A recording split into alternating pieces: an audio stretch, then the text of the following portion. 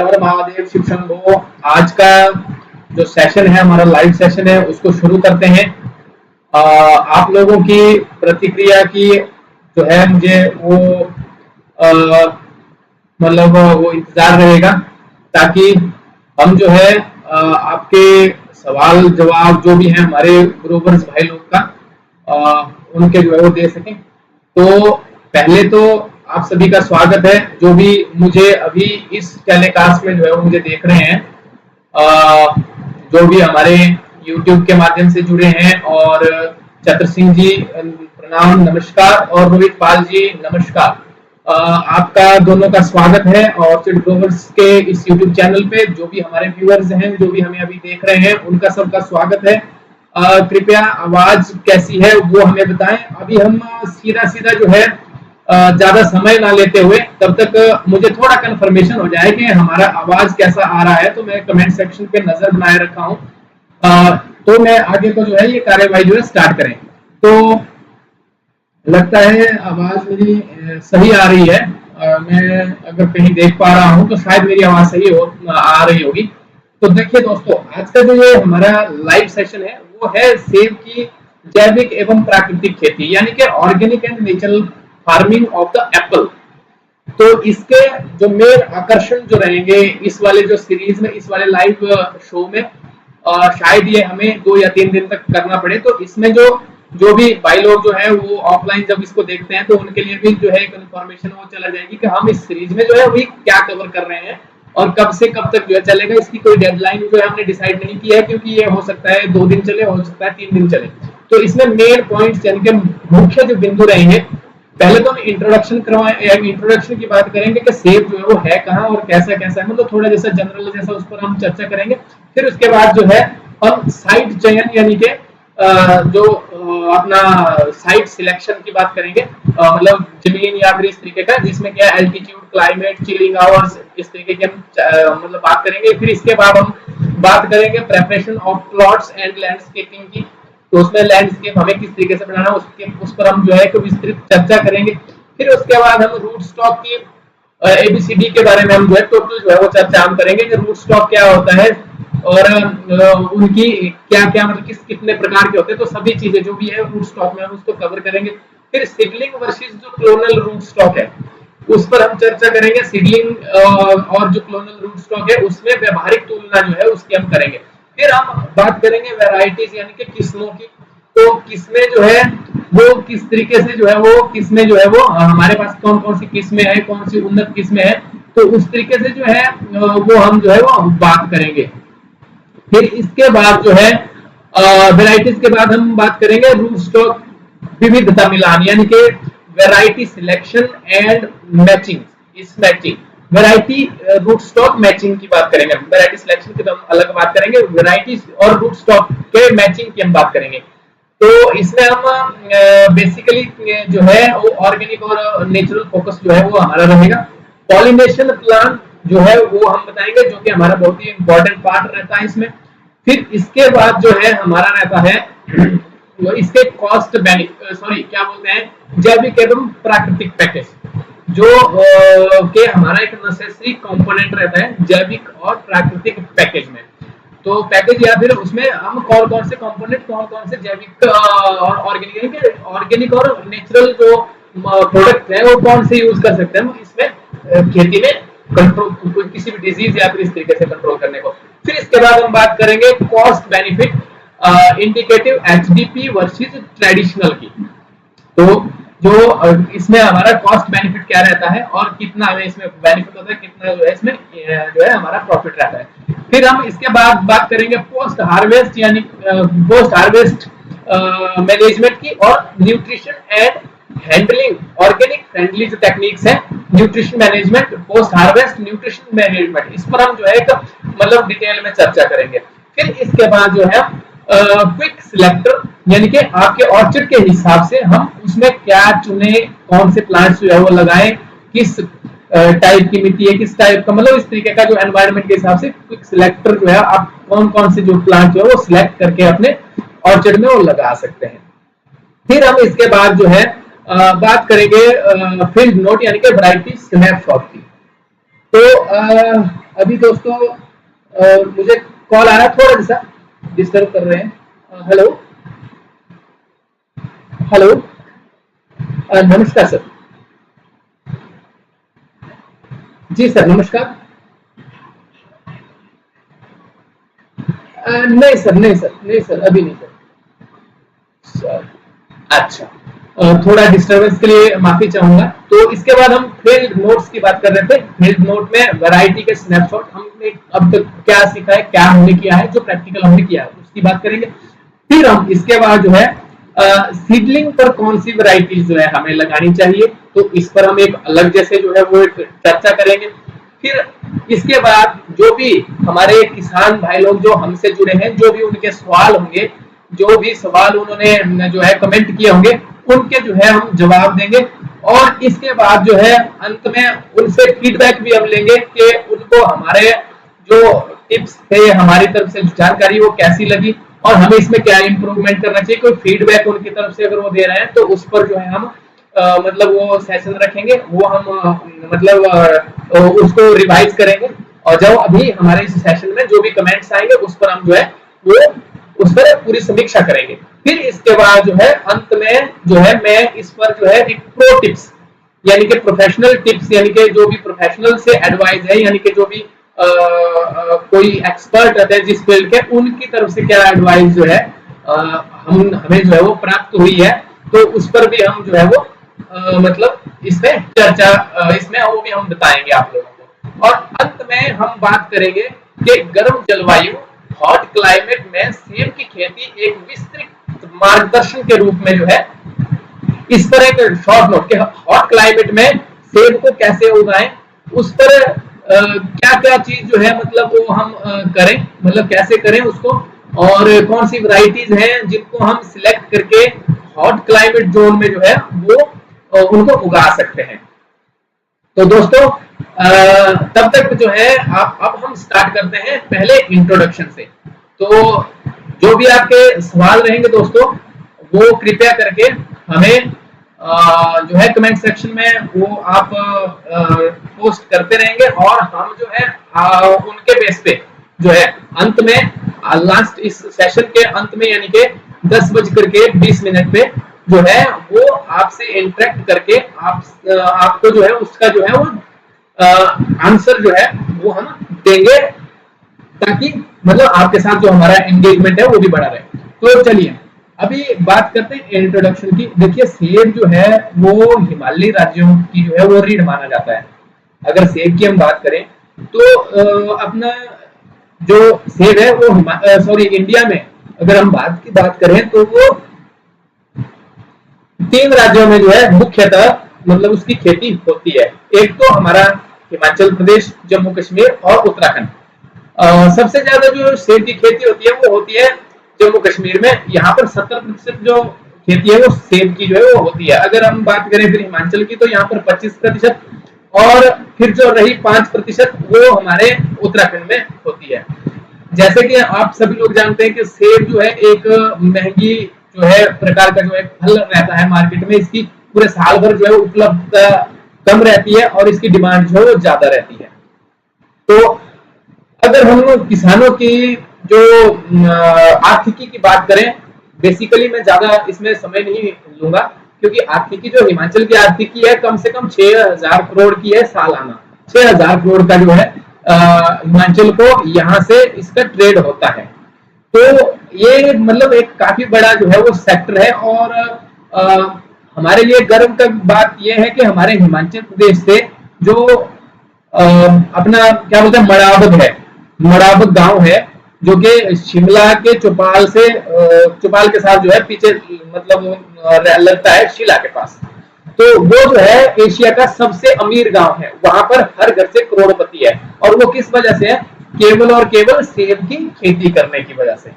तो दोस्तों ये एक हमारा हिमाचली और जो हमारा क्लाइमेट है, जिस तरीके का हमारा क्लाइमेट है उस संदर्भ में उस संदर्भ से जो है ये हमारे लिए एक आर्थिक का एक बहुत ही बड़ा स्रोत है, और जिसकी वजह से हमारा जो प्रदेश है वो मतलब उन्नति के स्तर में टॉप 3 और टॉप 4 में जो आता है। तो दोस्तों इसमें अब हम ज्यादा समय जो है इंट्रोडक्शन में ना लेते हुए सीधे बात करते हैं, क्योंकि हमारा टॉपिक बहुत लंबा है। क्योंकि इसमें क्या चीज होता है कि हमें अगर इसमें सफलता लेनी होती है तो हमें क्या होता है कि इसके मेरा जो अपना विचारधारा है वो 3 स्तंभ है। जैसे राइट साइट यानी कि राइट जलवायु के हिसाब से, फिर जो राइट जो सिलेक्शन है वैरायटी की वो, और अच्छा जो है प्रबंधन। ये जो 3 चीजें जो है अगर हम इस पर वर्क करते हैं तो हमें इसमें जो है सक्सेस जो है वो 100% मिलती ही है। तो दोस्तों साइट चयन पहले अब बात करते हैं, इसके बाद जो है हम साइट चयन यानी कि प्लॉट सिलेक्शन यानी कि हमारा एल्टीट्यूड, क्लाइमेट, चिलिंग आवर्स और जो भी है, जो भी कॉन्टेक्स्ट इसमें जो भी हमारे आते हैं वो उस पर हम थोड़ा थोड़ा जो है वो डिटेल में अभी उसमें चर्चा करते हैं। तो दोस्तों यदि आप लोग मुझे देख पा रहे हैं, सुन पा रहे हैं तो कृपया करके कमेंट जरूर करें। जो भी आपके सजेशन होंगे वो भी आप कमेंट कर सकते हैं, या जो भी आपके प्रश्न है वो भी आप बीच बीच में जो भी होंगे, क्योंकि उनके आंसर मैं लास्ट में दूंगा। आप अपने प्रश्न जो है वहां पर जो है पूछ सकते हैं, जहां पर आपको लगता है कि जो है यहाँ पर हमें प्रश्न पूछना चाहिए, तो आप कमेंट सेक्शन में जो है वो अपना प्रश्न जो है पूछ सकते हैं, और हम उनका आंसर देने की जो है मैं कोशिश करूंगा। तो दोस्तों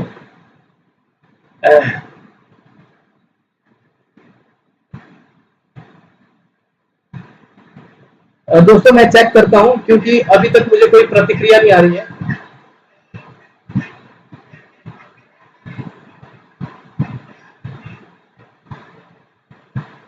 अच्छा, लगता है आवाज हमारी सही है, आवाज में कोई दिक्कत नहीं है।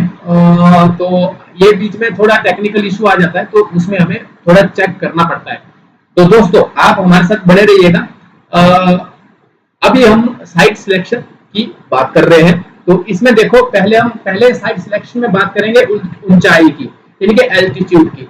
तो एल्टीट्यूड सामान्यतः कितना होता है? 1500, यानी कि यहाँ पर जो टेक्निकली अगर हम बात करें तो 1500 से लेकर के 2700 मीटर जो है इसके लिए अनुकूल जो है वो माना गया है सेब की खेती के लिए। पर जो हमने अभी तक अपने बेस पे जो भी हमने फील्ड में काम किया है, तो हमने देखा है कि 2500 फीट की हाइट से लेकर के जो है 2500 मीटर, सॉरी 2500 क्या बोलते हैं, 800 के आसपास, 800 मीटर से लेकर के जो है आपका 2700 मीटर तक जो है सेब जो है वो अच्छे से जो है वो हो जाता है। और औसतन अगर बारिश की बात करें तो इसके लिए 1000 से लेकर के 1250 मिलीमीटर जो बारिश है वो वर्ष में होनी चाहिए। और गर्मियों में 21 से 24 डिग्री टेम्परेचर सेल्सियस तक जो है वो टेम्परेचर जो है इसके लिए मतलब बिल्कुल आदर्श टेम्परेचर जिसको हम बोलते हैं वो रहता है। पर जो है 35 डिग्री सेंटीग्रेड के आसपास तक भी सर्वाइवल जो है वो सेब का पौधा कर जाता है। और जल निकासी का जो है वो आपको जो है वो इसमें देखना पड़ता है। यदि आपकी दोमट मिट्टी है तो वो मिट्टी जो है इसके लिए आदर्श मिट्टी जो है ऐसे क्रॉप्स के लिए जो मानी गई है। अब हम बात करेंगे चिलिंग आवर्स की। तो चिलिंग आवर्स जो है कमर्शियल सेबों के लिए, जो हमारे अधिकतर जो कमर्शियल सेब है उनका जो चिलिंग आवर है वो 700 से लेकर के 1000 से के आसपास जो घंटे जो है यानी कि 1500 घंटे तक जो है वो हमें चाहिए होता है पर साल। फिर कि मतलब इतनी जो है इसको जरूरत रहती ही है। अगर हम जो ट्रेडिशनल जो वैरायटीज है उनकी अगर बात करें तो हॉट क्लाइमेट एप्पल्स की बात नहीं कर रहा हूँ, कुछ हॉट क्लाइमेट वैरायटीज जो है वो हमारी चल पड़ी है अभी, तो वो उनके लिए चिलिंग आवर्स कम रहता है। बट इन जो हमारे ट्रेडिशनली जो चलता है उसके लिए जो है 1000 से 1500 घंटे तक का मतलब 700 से लेकर के 1500 घंटे तक का जो चिलिंग आवर्स है वो नेसेसरी होता है। कुछ किस्में जैसे गाला जैसे कुछ किस्में जो होती है वो कम चिलिंग एरिया में 500 से 700 घंटे में भी जो है वो मतलब वो हो जाती है। तो ये भी मतलब हमें जो है मतलब वो ध्यान रखना होता है। जो चिलिंग होती है वो 0 से 7 डिग्री सेंटीग्रेड के जो आसपास जो है वो होनी चाहिए, मतलब इतना टेम्परेचर उनको वो मिलना चाहिए वहां पे। तो इसके बाद अगर हम बात करते हैं क्लाइमेट शिफ्ट की, यानी कि जो भी हमारा क्लाइमेट शिफ्ट है, जैसे ये जो है क्या चीज है ना, नोट करने की बात है, क्योंकि अभी हमारा जो हिमालयन रीजन है वो धीरे धीरे जो है ऊंचाइयों की ओर जो है शिफ्ट हो रहा है। जैसे जैसे मतलब हमारा क्लाइमेट चेंज हो रहा है तो सेब की फसल हाई डाइट में जाना वो स्टार्ट हो रही है। पहले जहाँ सेब जो है वो बहुत ही छोटा आकार का रहता था, वहां पर कम होता था, बट सेब के जो पेड़ थे उनकी क्वालिटियां ठीक थी वहां के। तो अब क्या हो रहा है कि वो हाइट में एक अच्छा सेब आ रहा है, और जो गर्म एरिया है वहां पर जो है सेब की फसल जो है वो घटती जा रही है। तो ये एक मतलब इशू है, ये हमारे लिए नहीं है, ये सभी जगह जो है ये इशू जो है ऐसा आ रहा है। तो अभी हम देखिए, तो अभी क्या है कि 3500 मीटर से ऊपर की बोल रहे हैं कि वहां से जो है ज्यादा मतलब जो है वो अच्छा रिपोर्ट आ रहा है। लो एलिवेशन जो बेल्ट है वो जो है घटने का जो है वो मतलब उसका संकेत है। तो अभी जो है जो सेब जो लो हाइट का होता है वो महंगा जाता है, क्योंकि उसकी क्वांटिटी जो है मार्केट में घट रही है और डिमांड ऑलरेडी वो जो है बढ़ रही है, क्योंकि डिमांड जो है वो बढ़नी ही है। तो इसलिए क्या है कि ये जो क्लाइमेट शिफ्ट की वजह से इसका हमें बड़ा विशेष ध्यान रखना पड़ेगा, क्योंकि हमें उस तरीके से जो है अपनी खेती को जो है वो सुदृढ़ करना है, हमें ऑर्गेनिक की ओर। तभी जो है मैंने हमारा जो इनिशिएटिव है वो ऑर्गेनिक और नेचर फार्मिंग की तरफ जो है वो इसीलिए जो है वो जाता है। तो अब अगर बात करते हैं, तो इसमें अगर हम प्रोफेशनल एडवाइस की अगर बात करेंगे, इस वाले टॉपिक की बात कर रहा हूं मैं, लास्ट वाला जो प्रो टिप है वो पूरे जो है हमारा जो ये कंसर्न रहता है उसके लिए होगा।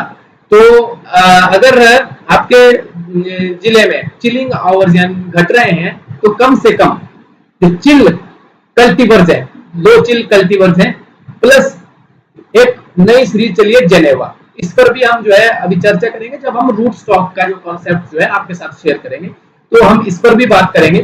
तो जो चिलिंग आवर्स जो है और जेनेवा पर जो है, और बड सीरीज पर, ड्वार्फिंग स्टॉक्स पर, बट ड्वार्फिंग जो है स्टॉक्स पर जो है वो हाई डेंसिटी सिस्टम अपना के जो है इस पर हम सुधार कर सकते हैं। रंग सुधार के लिए वैरायटी फ्लोर्स में अर्ली कलरिंग के लिए गाला स्पॉट्स जो है वो जो है आपको हमें फायदा जो है वो दे सकती है।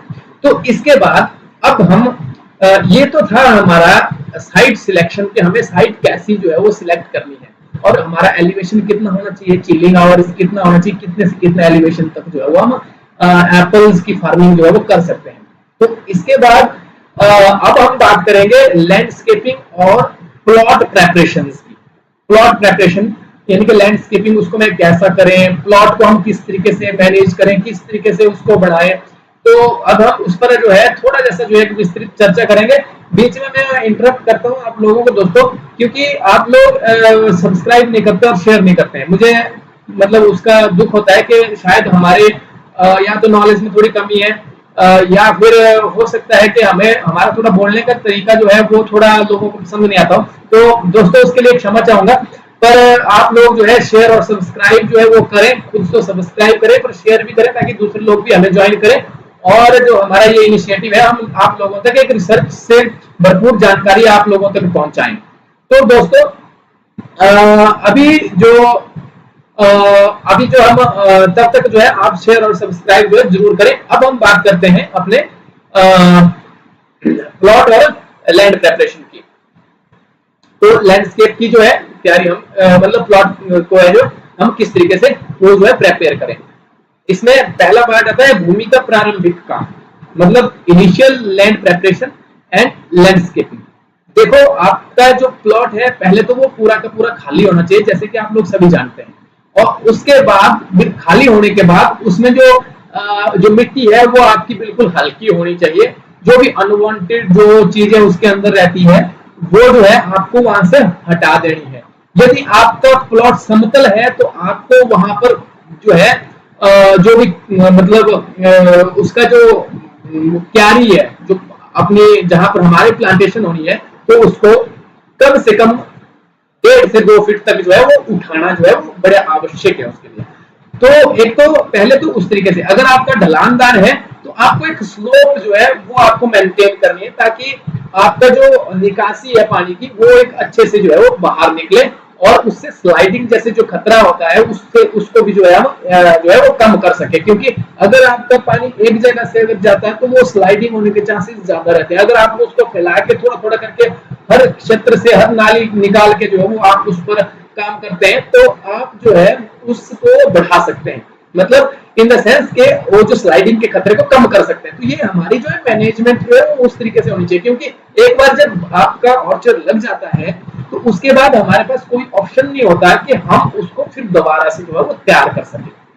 तो दोस्तों हमें इस पर बहुत ज्यादा ध्यान देना पड़ता है कि पहले स्टेज पे, जब इनिशियल स्टेज पे हम कोई भी ऑर्चर्ड जो है अपना जो है वो लगा रहे हैं, वो जो है हमारा मतलब किस हिसाब से जो है वो मतलब हम उसको लैंडस्केप उसका जो है वो रेडी करें।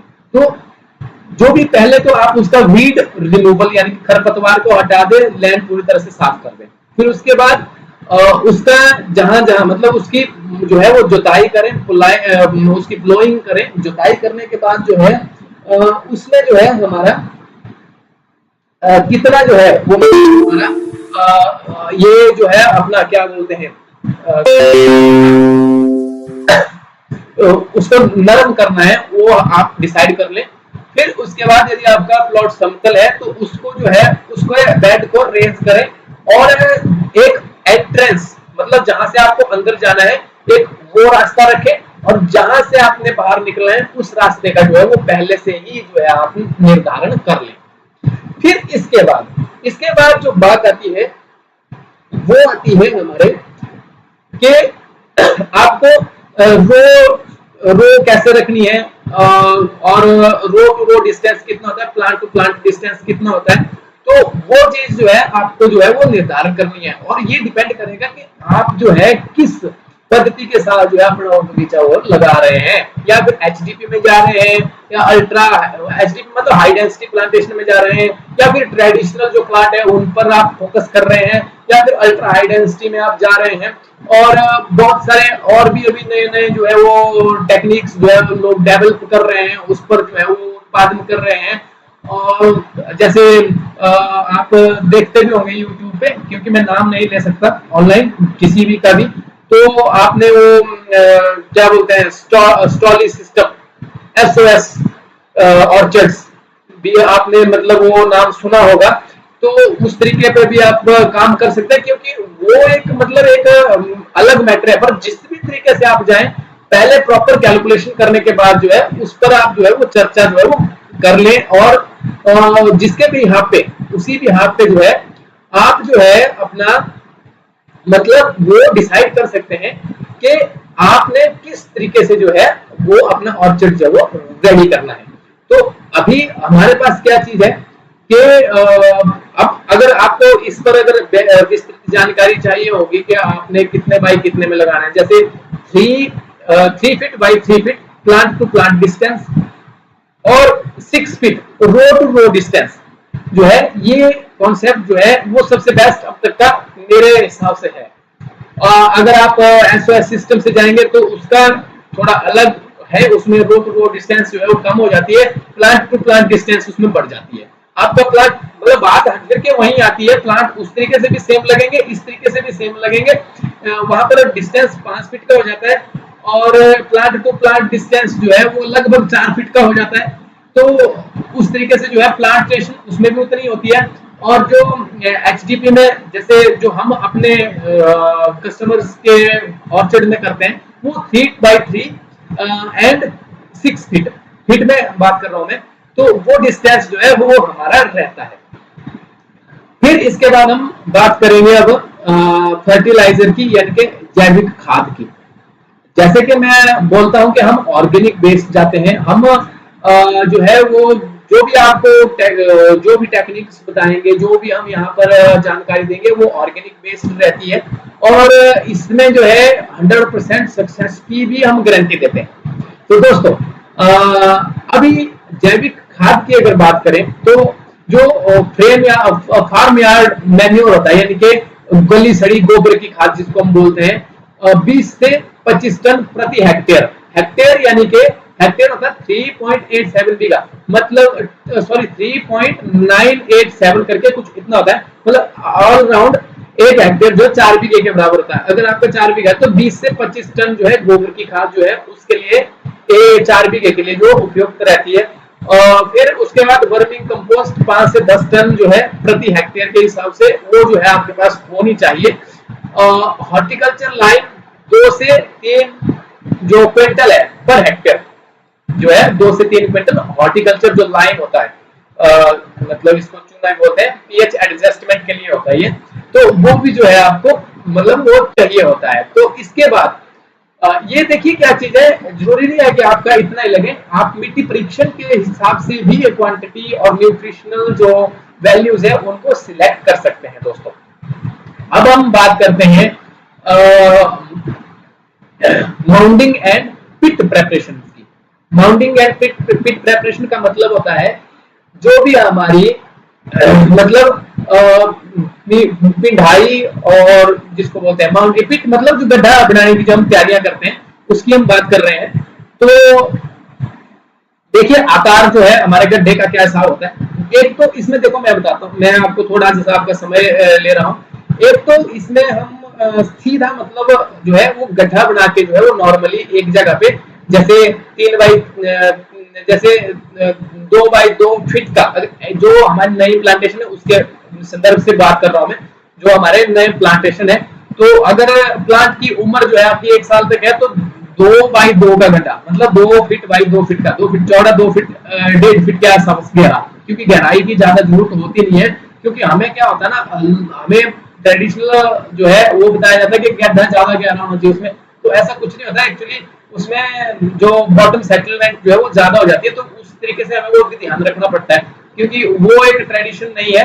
अभी का जो टेक्निक जो हमने प्रैक्टिकली जो करके देखा है, अगर ज्यादा गहरा गड्ढा भी आप बनाते हैं तो वहां भी ऑक्सीजन का लेवल नीचे जो है वो कम हो जाता है बाद में, और वो सेटल ज्यादा जो है वो तरीके से बैठ जाता है। तो इसलिए हमें चाहिए कि गड्ढा जो है वो कम से कम 1.5 फीट गहरा तो जाना है, और अगर आपका समतल है तो आपको 1.5 फीट उसको ऊपर भी उठाना है। तो मतलब 1.5 से 1.5 यानी कि 3 फीट वो उसकी गहराई को ही माना जाए तो वो बेहतर है। तो दोस्तों जो हमारा गड्ढे का जो आकार है, यानी कि इसको हम बोलते हैं 2 फीट, यानी कि इसको 30 सेंटीमीटर होता है ना 1 फीट, और 60 सेंटीमीटर होता है 2 फीट। 2 बाई 2 फीट का जो है वो गड्ढे का आकार, फीट साइज जो है वो 13 बहुत माना गया है।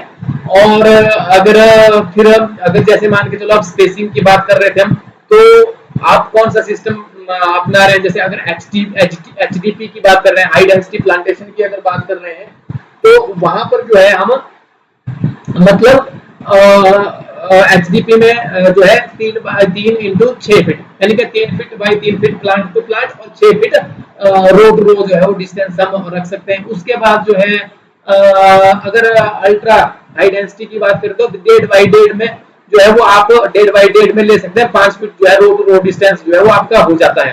और 1.5 बाई 1.5 फीट जो है वो गड्ढे का जो है आपका चौड़ाई जो है वो, सॉरी क्या बोलते हैं अपना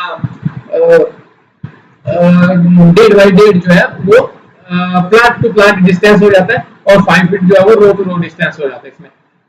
तो ये अल्ट्रा हाई डेंसिटी जो है प्लांटेशन में हो जाता है। फिर स्टॉली जो सिस्टम रहता है उसमें जो है अपना प्लांट टू प्लांट का डिस्टेंस 4 फीट के आसपास, और 5 फीट का जो डिस्टेंस है वो रो टू रो का जो है वो हो जाता है।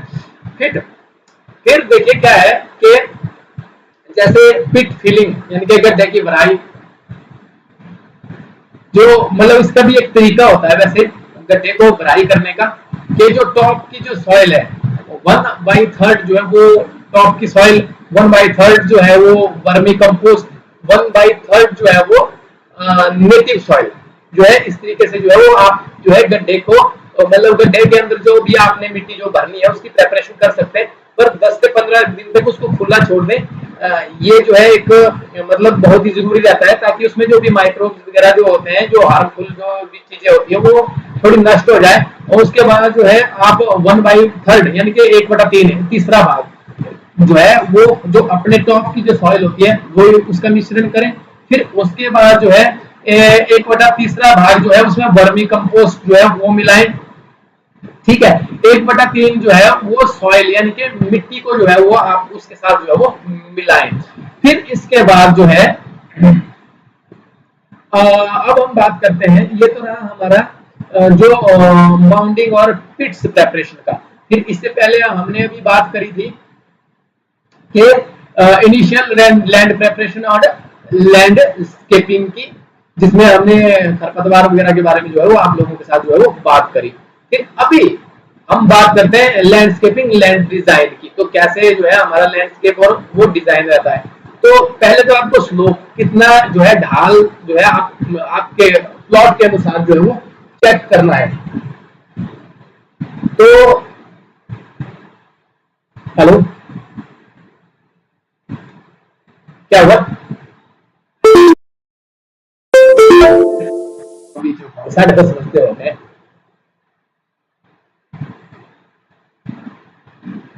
तो दोस्तों देखिए, बीच में आपके डिस्टरबेंस हो जाती है यहाँ फोन की वजह से, तो उसके लिए बहुत बहुत खेद है मुझे। तो दोस्तों चलिए अभी हम बात करते हैं अपने जो है लैंडस्केप और लैंडस्केप डिजाइन की। तो स्लोप जो है, उस ढाल जो है वो कैसी होनी चाहिए हमारी, जो कंटोर लाइंस के अलोंग जो रो होती है वह, मतलब जिस जैसा आपका प्लॉट है उस तरीके से आपको उसको ढलान जो है वो देनी है। हालांकि मैंने ये चीज थोड़ी देर पहले भी आप अभी डिस्कशन किया है, तो उस तरीके से वो ढलान जो है वो होना भी बड़ा जरूरी है। फिर विंड ब्रेक्स, मतलब हवा के बहाव को आपने तोड़ना है। हवा को रोकने के लिए जो है आपको बाउंड्री में पेड़ जो है वो लगाने वो बड़ा आवश्यक है, क्योंकि सेब का जो प्लांट है या फिर रूट स्टॉक अगर आप प्लांट कर रहे हैं तो वो आपका डाउन रहता है, तो इधर से जो हवा का बहाव चलता है वो क्या करता है कि आपके मतलब वो उनकी जड़ें जो है वो वीक रहती है। तो इसलिए आपको बाउंड्री वाल्स में ऐसे पेड़ों का चयन करना है जो कि स्ट्रांग हो, और जैसे उस पे हवा टकराए तो आपका जो अंदर का जो ऑर्चर्ड है वो जो है आपका प्रभावित ना हो। तो इस तरीके से आपको जो है वो विंड ब्रेक्स जो है वो मैनेज करना है। तो विलो यानी कि विलो के पेड़ हो सकते हैं, या साइप्रस सफेदा जिसको बोलते हैं उसके होते हैं। तो सफेदा के लिए मैं नहीं जाऊंगा। एक और चीज होता है हमारे, एक नाशपति होती है, तुम्बा।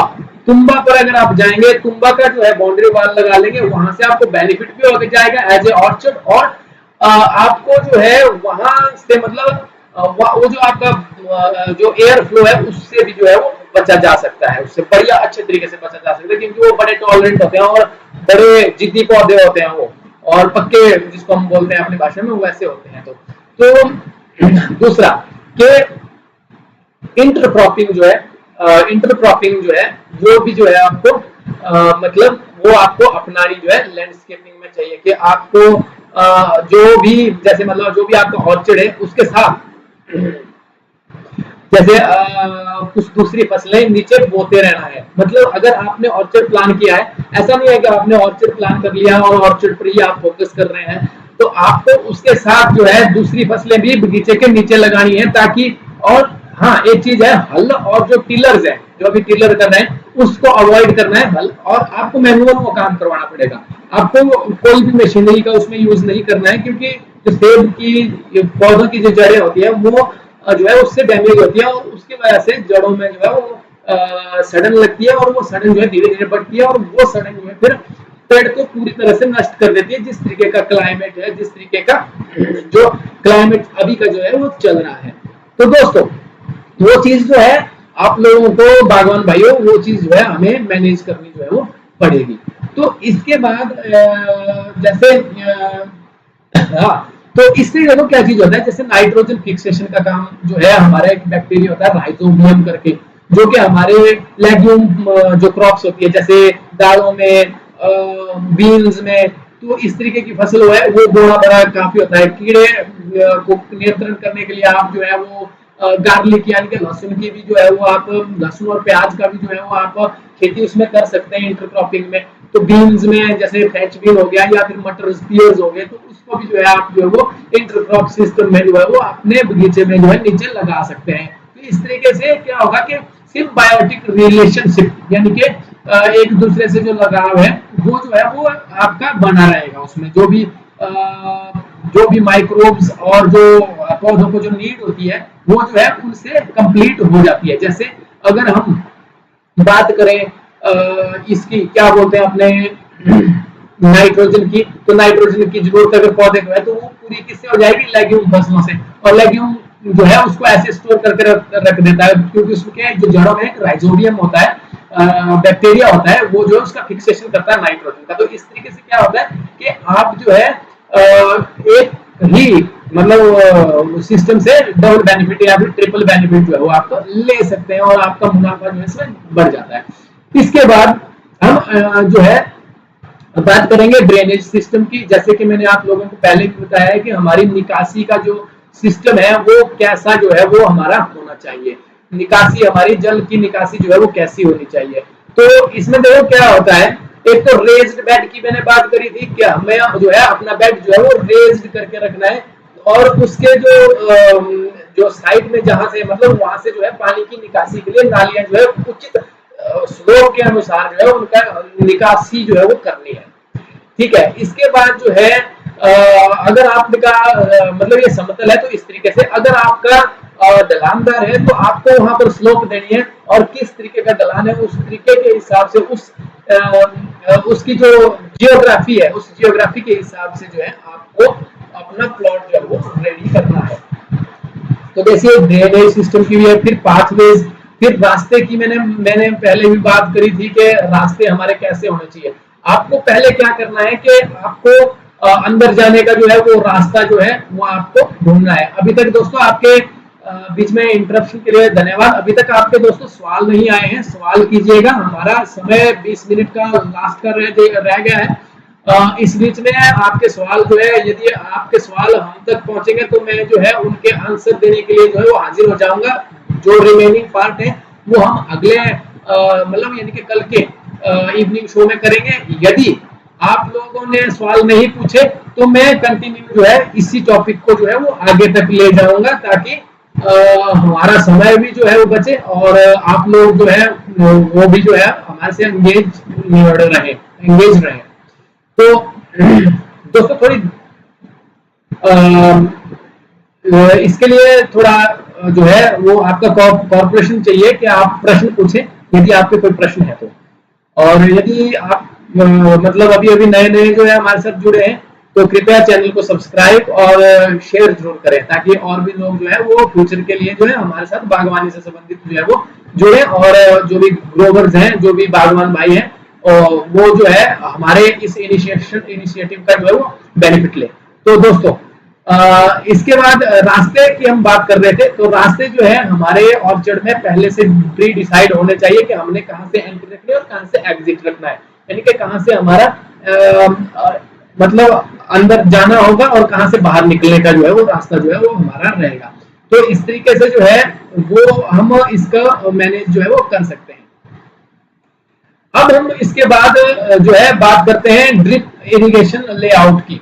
लैंडस्केपिंग में के बाद जो है इसी पोर्शन में हम ड्रिप इरिगेशन की बात करते हैं। तो ड्रिप का लेआउट जो है वो कैसा होना चाहिए और जो है वो हमें जो है कितना इंस्टॉल कब से कब तक जो है वो कैसे इंस्टॉल करना है। तो जिस तरीके से आपका लेआउट है उस तरीके से जो है आप ड्रिप इरिगेशन को भी जो है प्री इंस्टॉल्ड उसमें कर सकते हैं ताकि आपके जो भी जो नीड रहती है अपने फार्म में, अपने ऑर्चर्ड में पानी की सप्लाई के लिए या फिर कुछ और पर्पस के लिए जिसके थ्रू आप जो है वो डायरेक्ट जो है उसको पौधे तक जो है वो सप्लाई दे सकते हैं। तो 5 से 10 लीटर जो अपना रहता है ईच प्लांट्स पर देखिए क्या चीज है इसमें जो हमारा जैसे मतलब जो हमारा पानी का जो सिस्टम है वो डिपेंड करता है वैरायटी पे कि आपने वैरायटी कौन सी सिलेक्ट करी है। तो उस तरीके से वैरायटी के सिलेक्शन के अनुसार जो है वो आप पानी का मैनेजमेंट कर सकते हैं, उसका जो है चार्ट बना सकते हैं आप। और जो भी आपने ऑर्चर्ड तैयार किया है कमर्शियल स्केल पे तो उसके अनुसार जो है आप अपना चार्ट बना के रखिएगा। उस चार्ट के अनुसार जो है आप पानी का कितना पर प्लांट के हिसाब से किस सीजन में किस मौसम में कितना देना है तो उस तरीके से आप उसको मेंटेन जो है वो कर सकते हैं। तो कितने आपके पौधे हैं, किस तरीके की मेन लाइन है, तो मतलब वो ड्रिप सिस्टम वाला जो भी आपको इंस्टॉल करके देगा वो जो है आपसे मतलब आपके ऑर्चर्ड में खुद जो है उसको इंस्टॉल करेगा। और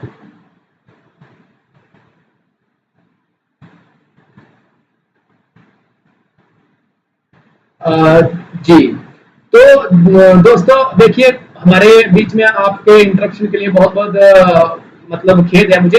अभी हम ड्रिप इरिगेशन की बात कर रहे हैं। तो अभी हमारे साथ जो है नए जो है अपने दोस्त जुड़े हैं, मिरर मिरर करके कोई है, अब इनका नाम तो मैं नहीं जानता। तो नमस्कार सर, आप हमारे चैनल में लगता है नए नए जो है आज आए हैं। देखिए इनका प्रश्न आया है, तो अभी हमारा क्वेश्चन आवर जो है वो स्टार्ट हो चुका है, और ऑलरेडी जो है हमने अपने और जो भी सेशन हमारा उनका बचता है वो हम नेक्स्ट के लिए मतलब कल जो है इसको वहां से कंटिन्यू करेंगे, और या फिर जब हमारा क्वेश्चन का आंसर जो है वो समाप्त हो जाता है तो उसके बाद जो है हम इसको यहाँ से आगे कंटिन्यू करते हैं। तो देखिए ये जो मिरर सर है ये बोलते हैं, सर इस वेदर में हम कौन से प्लांट घर पर ग्रो कर सकते हैं। जी बिल्कुल, देखिए जो भी इन्होंने क्वेश्चन किया है ना वो बहुत ही अच्छा किया है, क्योंकि जो सेब के लिए अभी जो है उपयुक्त समय नहीं है, क्योंकि नवंबर दिसंबर जनवरी में जो है हमारा जो है वो सेब का सेशन जो है वो चलेगा। तो उस वक्त जो है आप डायरेक्ट हमसे कंसल्ट भी कर सकते हैं और अभी से भी कंसल्ट कर सकते हैं। तो दोस्तों जो मेरा जी का जो हमारा जो प्रश्न है वो बहुत जायज है, क्योंकि आजकल हमारा मानसून का सीजन चला है, और पहले सीजन में हमने इस पर थोड़ी चर्चा करी थी। जो आने वाला जो एक दो दिन बाद जो सीजन है उसमें हम थोड़ा डिटेल में चर्चा करेंगे अपने लाइव टेलीकास्ट में। तो इसमें देखिए क्या चीज है, आजकल जो है दो प्रकार के मतलब जो हम पौधे वो लगा सकते हैं। एक तो ऑर्चर्ड, मतलब जो आपके बागवानी संबंधित पौधे हैं, जिसमें कि आप लोग जो है बेनिफिट के साथ साथ अपना बेनिफिट के साथ साथ जो है मतलब अपने जो भी छोटे मोटी जो भी आपका गार्डन है या फिर लार्ज स्केल में या फिर इंडस्ट्रियल स्केल में अगर आप बेनिफिट वहां से लेना चाहते हैं, आप चाहते हैं कि हमारी आमदनी वहां से हो, तो ऑर्चर्ड टाइप के जो पौधे होते हैं, जो बागवानी टाइप के पौधे होते हैं, या फिर ये कहें कि बगीचा जो है वो आप लगा सकते हैं आजकल के दिनों में, जिसमें कि सबसे बेस्ट है आपका जो सिट्रस प्लांट है उसमें ऑरेंज टाइप की किस्में जैसे मौसमी वगैरह, उन पर आप फोकस कर सकते हैं। उसके बाद जो है आप कर सकते हैं, उसके बाद आप अमरूद पर फोकस कर सकते हैं, जो अपना गुआवा होता है, गुआवा पर आप बहुत अच्छे से फोकस कर सकते हैं। गुआवा के बाद जो है आप मतलब आम पे यानी कि मैंगो पे जो है वो फोकस कर सकते हैं। और भी ऐसी मतलब बहुत सारे जो फ्रूट्स है, जैसे अपना ये क्या बोलते हैं एवोकाडो हुआ, तो उस पे भी जो है आप वो आजकल जो है वो फोकस करते हैं, क्योंकि ये चीजें जो है आजकल जो है वो बेस्ट सर्वाइव करती है। तो ये इन चीजों पे जो है आप अभी के लिए फोकस कर सकते हैं अगर आप ऑर्चर्ड के साथ जाना चाहते हैं। इसमें क्या है कि आपको फ्रूट्स भी मिलेंगे, बेनिफिट भी मिलेगा, और साथ ही साथ जो है आपको इसमें से मतलब एक अच्छा जो है व्यू है और वो भी मिलेगा, और जो आपका ग्रीनरी है वो भी बरकरार रहेगी। दूसरे जो हमारे पौधे हैं वो है अपने ऑर्नामेंटल से रिगार्डिंग। ऑर्नामेंटल बोले तो हमारे ये कहें कि जो सजावटी पौधे हैं उसे आप 12 महीने भी ले सकते हैं, क्योंकि ये ऑलरेडी गमलों में जो है वो आते हैं। इनमें से कुछ जो है सदाबहार होते हैं और कुछ जो है वो हमारे मतलब सदाबहार नहीं होते, बल्कि मतलब वो सीजनल होते हैं।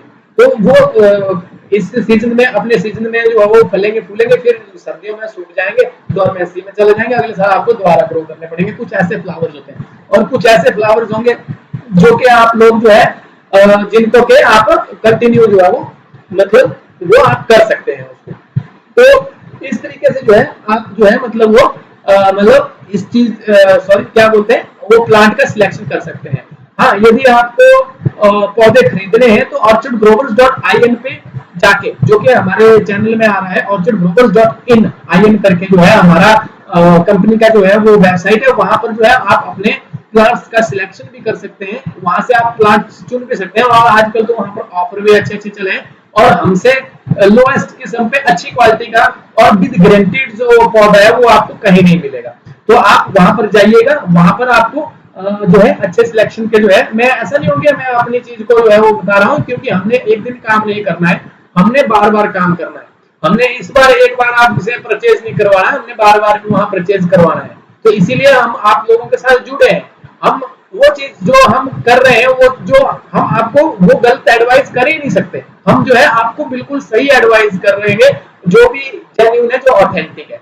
तो आप हमारी वेबसाइट पे जाके डायरेक्टली वहां से जो है वो अपना प्लांट जो है वो बुक भी कर सकते हैं। वहां पर आपको जो है रेट्स है वो मतलब वो नेगोशिएबल रेट मिलेंगे। और उसके अलावा यदि आपको बल्क में अपना ऑर्चर्ड तैयार करना है, अपना जो बाग या फिर जो बगीचा है आपको वो लार्ज स्केल में लगाना है, बल्क में लगाना है, तो आप हमसे डायरेक्ट कंसल्ट भी कर सकते हैं। हमारे नंबर जो है यहाँ स्क्रीन पे ऊपर देखिए शो हो रहे हैं। तो ये चीज जो है वहां से आप हमारे नंबरों को नोट करके हमसे डायरेक्ट संपर्क कर सकते हैं। जो भी एडवाइस है वो फ्री ऑफ कॉस्ट रहेगी, उसकी कोई भी चार्जेस जो है वो हम आपसे नहीं लेंगे। तो दोस्तों ये जो है अगर हम आप प्राइवेटली अगर हमारा विजिट आपके ऑर्चर्ड में करवाते हैं तो हम जो है आपसे हो सकता है कि एडिशनल जो चार्जेस हैं वो आपसे लें, और वो भी नेगोशिएटेड हो गए, क्योंकि आने जाने का खर्चा तक ही सीमित रहते हैं वो, उसके अलावा जो है हम आपसे कोई चार्जेस नहीं लेते हैं। हाँ, यदि आपका कोई प्लान होगा, अगर आपने बहुत ही लार्ज स्केल में लगाना है, जैसे 2000-3000 पौधा लगाना है, तो उसमें हमारे कंपनी के बहुत ही अच्छे प्लान आते हैं जिसके अंदर जो है आपको पूरा जो ऑर्चर्ड इंस्टॉलेशन का जो पैकेज है वो जो है आपको ऑफर किया जाएगा, जिसमें कि बहुत ही कम दाम में जो है आपको वो ऑर्चर्ड रेडी टू मतलब रेडी टू मार्केट जो है वो आपको जो है वो मिल जाएगा उस प्लान में।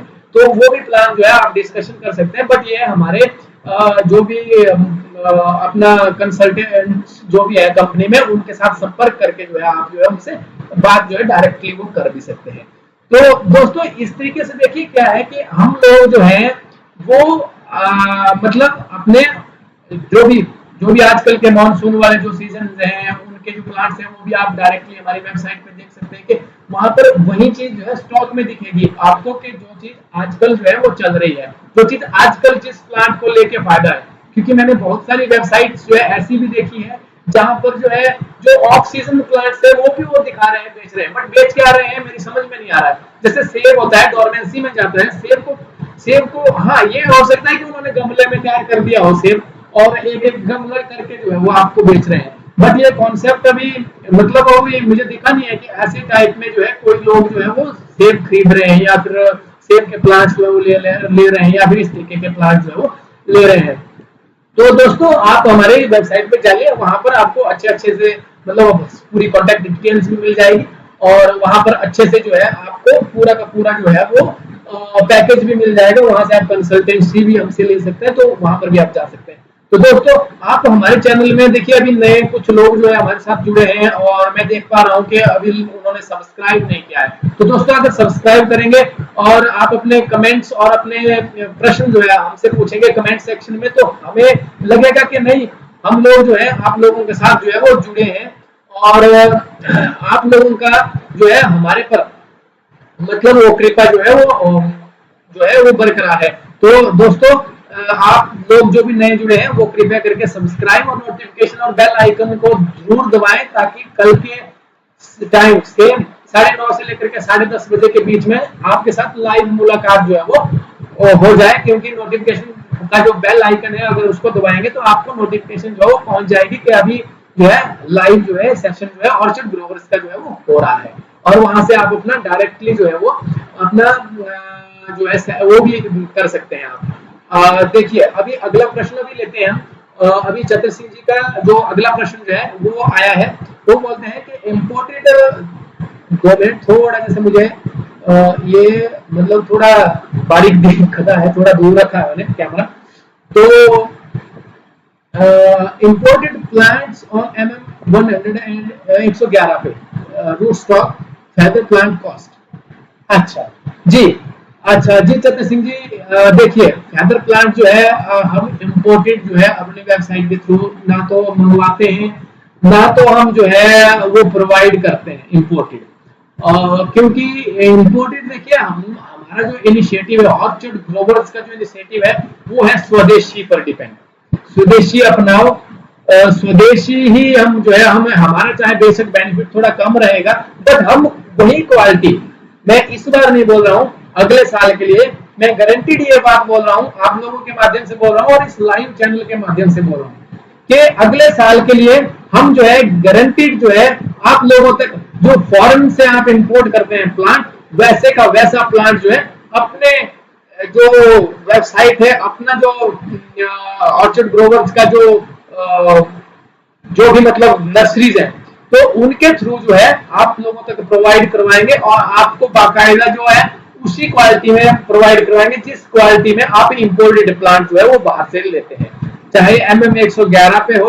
हाँ जिस जिस हाँ एक चीज ये है कि जिस भी वैरायटी का जो है वो हमें नॉलेज मतलब सॉरी जिसका हमारे परमिशन है बेचने का, जैसे अगर जिनेवा है तो जिनेवा के बहुत सारी सीरीज ऐसी है जिनको हम नहीं बेच सकते, तो जिनेवा में क्या होता है कि हमें परचेज करके जो है वो आपको बेचेंगे, बट हम उसको लीगली बेचेंगे कि हमने अगर परचेज किया है तो हम परचेज करके सेल आउट करेंगे। ऐसा नहीं है कि हम जो है उसको अपने नाम से बेचेंगे, अपनी नर्सरी के नाम से बेचेंगे, तो वैसा नहीं होगा। जो भी चीज होगा, अगर कोई भी चीज जो हमारे पास जिसका एथिक्स नहीं है, जिसको उगाने के, जिसकी नर्सरी में उसको प्रोपेगेट करने के हमारे पास एथिक्स नहीं होंगे, तो उस चीज को जो है हम जो है इस चैनल के थ्रू अपने कंपनी के थ्रू वो नेग्लेक्ट करते हैं, क्योंकि हम उसका ना तो किसी के साथ जो है गारंटी करते हैं और ना ही हम उनको इसका दिलासा देते हैं कि देखिए हम ये चीज कर रहे हैं। हम बिल्कुल जो भी ग्रोवर्स भाई लोग हैं हम उनके साथ जेन्युइन जो है वो वर्क करना चाहते हैं और हम फ्यूचर में भी उनके साथ जेन्युइन ही वर्क करेंगे। और हाँ एक चीज हमारी खास बात ये है कि देखो हम जो भी हमारा इंडियन जो कल्चर है, देखिए हमने अभी तक क्या देखा है कि बाहर से तो है ना बहुत सारे जो बाहर की कंपनीज है, नाम नहीं लूंगा मैं क्योंकि नाम लेने से देखो क्या चीज है हमारा वो अलाउड नहीं है, ना ही हम उसका वो लेना चाहेंगे। देखो क्या चीज है कि अगर हम बाहर की कंपनी पर बेस्ड रहते हैं ना तो कब तक, क्योंकि वो एक ना एक दिन तो मतलब उनको भी वो कुछ ना कुछ तो मतलब वो भी हमारे को हार्म करने की कोशिश ही करेंगे, क्योंकि अब अगर मान के चलो उन्होंने अगर कहीं कोई भी चीज कोई भी प्रॉब्लम वाली चीज जो है वो स्टार्ट कर दी देना तो हम कहाँ जाएंगे। तो हमें चाहिए, हमें एज ए इंडियन चाहिए कि हम अपनी इकोनॉमी को स्ट्रॉन्ग करें। हमें ये चीज हमें इस चीज को सोचना चाहिए कि हम जो है वर्ल्ड में देखो क्या है हमारी पॉपुलेशन सबसे ज्यादा हो गई है और सबसे ज्यादा पॉपुलेशन होने का मतलब ये है कि हम कंज्यूमर जो है हमारे पास सबसे ज्यादा है और रिसोर्सेज जो है हमारे कम पड़ने के कगार पे। हमें चाहिए कि हम अपने रिसोर्सेज को बढ़ाएं, हम स्वदेशी को अपनाएं।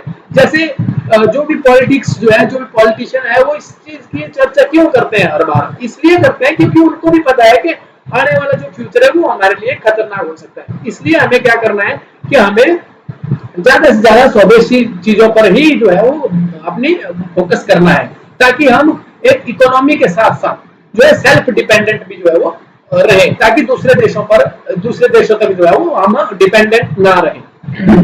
तो ये चीज क्या है, ये चीज जो है वो बड़ी मायने करती है।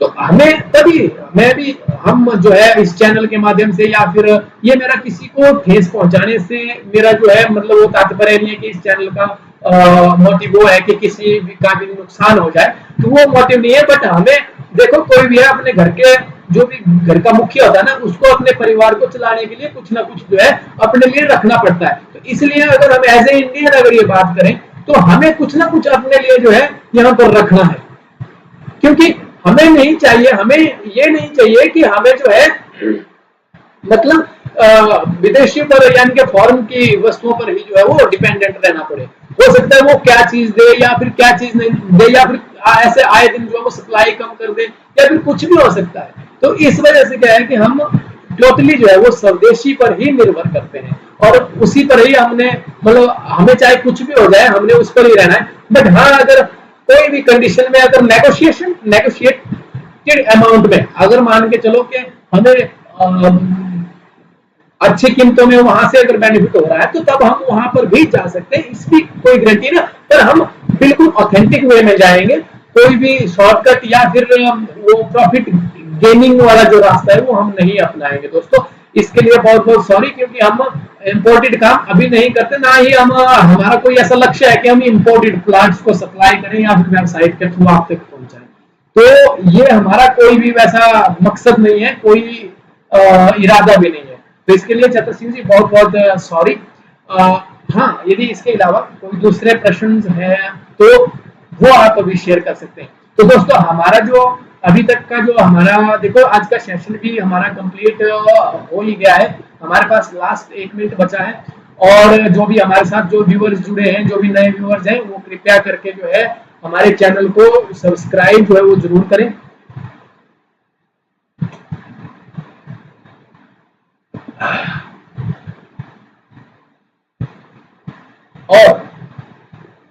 थोड़ा गला सूख रहा था।